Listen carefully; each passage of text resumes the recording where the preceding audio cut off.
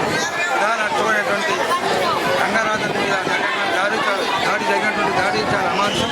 ఇక ముందు భవిష్యత్తులో ఇలాంటి దాడి జరగకుండా ప్రభుత్వం కఠిన చర్యలు తీసుకోవాలని చెప్పి వేములవాడ రాజస్వామి దేవస్థానం తరఫున అర్చకులు మరియు సిబ్బంది కూడా విజ్ఞప్తి చేస్తున్నారు. తీవ్రంగా ఖండిస్తారు.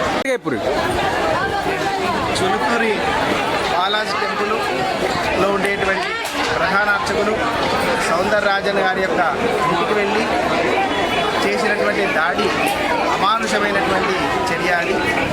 అది ధర్మం కాదు. రామరాజ్య స్థాపన అనే పేరుతో చేరాని పనులను చేయమని చెప్పి రాముడు ఎక్కడ కూడా చెప్పడం జరగలేదు.